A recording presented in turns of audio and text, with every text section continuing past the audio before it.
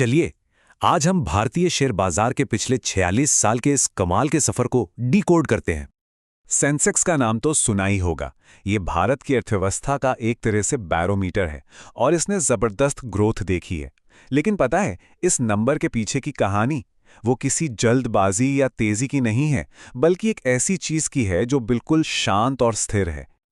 अब ये बात सुनने में थोड़ी अजीब लग सकती है ना, कि अच्छा इन्वेस्टमेंट बोरिंग होता है। पर सच तो ये है कि मार्केट के परफॉर्मेंस को समझने की चाबी यही है। तो चलिए इसमें थोड़ा और गहराई से उतरते हैं। तो वो जो बड़ा सा नंबर हमने देखा, उसके पीछे कोई जादू नहीं है। ये एक सिंपल सी लेकिन लगातार काम करने वाली ताकत है जिसे कहते हैं कंपाउंडिंग। कंपाउंडिंग को ऐसे समझिए जैसे एक स्नोबॉल इफेक्ट। पहाड़ से गिरता हुआ छोटा सा बर्फ का गोला जैसे नीचे आते आते बड़ा होता जाता है, बिल्कुल वैसे ही इसमें ग्रोथ के ऊपर ग्रोथ होती है और वक्त के साथ रफ्तार बढ़ती जाती है। यहाँ सबसे दिलचस्प बात यह है कि सेंसेक्स पिछले 40 सालों में लगभग 9 से 10 बार डबल हुआ है। मतलब हर 4.5 से 5 साल में पैसा डबल। लेकिन सवाल यह है कि ये हर 4.5 साल में डबल हुआ क्यों?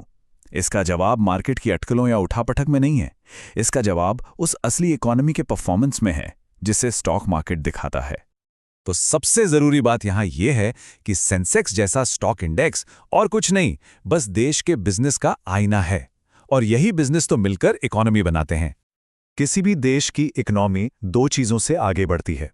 एक है रियल ग्रोथ, यानी देश में कितना ज्यादा सामान और सर्विसेज बन रहे हैं, और दूसरा है इन्फ्लेशन, यानी उन सामान और सर्विसेज की कीमत कितनी तेजी से बढ़ रही है।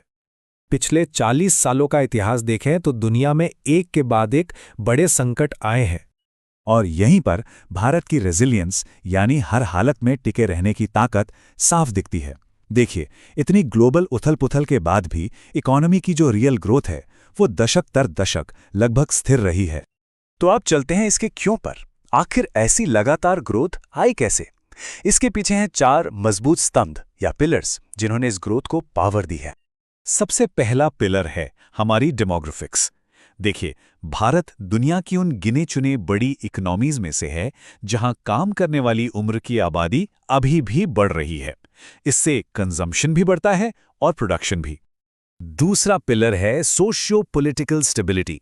एक स्थिर लोकतंत्र जहां पावर का ट्रांसफर आमतौर पर शांतिपूर्ण तरीके से होता है, बिजनेस को एक भरोसेमंद माहौल देता है और लॉन्ग टर्म प्लानिंग और इन्वेस्टमेंट के लिए यह बहुत जरूरी है।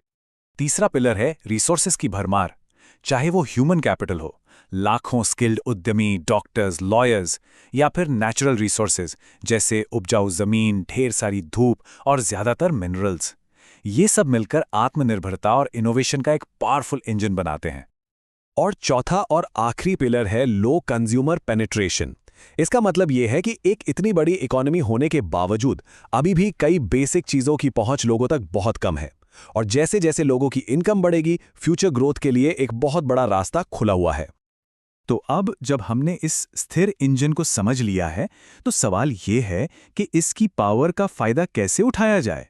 और इसका जवाब यकीन मानिए बहुत ही सिंपल है। जब हम मार्केट को साल दर साल देखते हैं तो वो बहुत उतार चढ़ाव वाला, या कहें तो केओटिक लग सकता है। और शायद इसीलिए लोग अक्सर इक्विटी को रिस्की कहते हैं। पर यहां रिस्की और वॉलेटाइल में एक फर्क समझना जरूरी है। रिस्क का मतलब है परमानेंट लॉस, जबकि वॉलेटिलिटी तो सिर्फ उतार चढ़ाव है।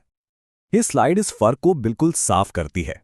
देखिए, अगर आप किसी भी एक साल के रिटर्न्स को देखें तो वो कुछ भी हो सकते हैं, बड़ा फायदा भी और नुकसान भी। लेकिन जैसे ही आप टाइम फ्रेम को बढ़ाकर 5 साल का करते हैं, वो सारी शॉर्ट टर्म वॉलेटिलिटी गायब हो जाती है और एक कंसिस्टेंट पॉजिटिव ग्रोथ दिखती है। तो सारी बात आके रुकती है इस पर कि सफलता के लिए बहुत ज्यादा इंटेलिजेंस नहीं, बल्कि बहुत ज्यादा धैर्य यानी पेशेंस चाहिए। असल में ये कंपाउंडिंग के इंजन को अपना काम करने के लिए जरूरी वक्त देने की बात है। तो टेक अवे क्या है? टेक अवे ये है कि पिछले कई दशकों से भारत के इकोनॉमिक ग्रोथ का फायदा उठाने के लिए एक इन्वेस्टर जो सबसे फायदेमंद काम कर सकता था, वो था कुछ ना करना, बस इन्वेस्टेड रहना और कंपाउंडिंग की पावर को अपना जादू करने देना। और यहीं से एक आखिरी सवाल मन में आता है, क्या इन्वेस्टिंग में सबसे बड़ा रिस्क मार्केट की वोलेटिलिटी है या फिर हमारी इम्पेशेंस? शायद असली खतरा मार्केट के उतार चढ़ाव नहीं, बल्कि उन पर रिएक्ट करने की हमारी बेचैनी है।